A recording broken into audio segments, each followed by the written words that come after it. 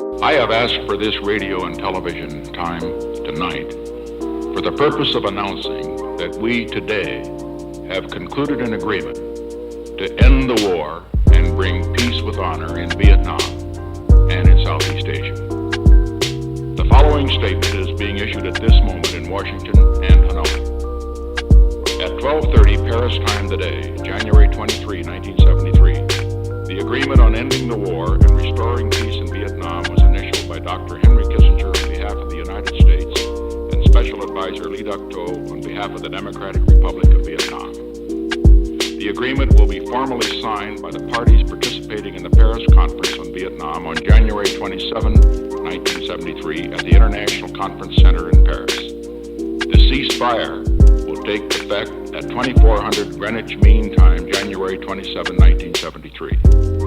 The United States and the Democratic Republic of Vietnam express the hope that this agreement will ensure stable peace in Vietnam and contribute to the preservation of lasting peace in Indochina and Southeast Asia. That concludes the formal statement.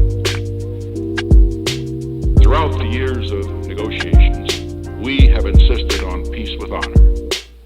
In my addresses to the nation from this room of January 25th and May 8th, I set forth the goals that we considered essential for peace with honor. In the settlement that has now been agreed to, all the conditions that I laid down then have been met. A ceasefire, internationally supervised, will begin at 7 p.m. this Saturday, January 27, Washington time. Within 60 days from this Saturday, all Americans held prisoners of war throughout Indochina will be released. There will be the fullest possible accounting for all of those who are missing in action. During the same 60-day period, all American forces will be withdrawn from South Vietnam. The people of South Vietnam have been guaranteed the right to determine their own future without outside interference. By joint agreement, the full text of the agreement and the protocols to carry it out will be issued tomorrow.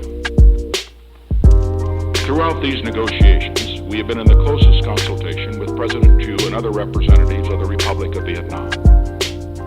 This settlement meets the goals and has the full support of President Thieu and the government of the Republic of Vietnam, as well as that of our other allies who are affected.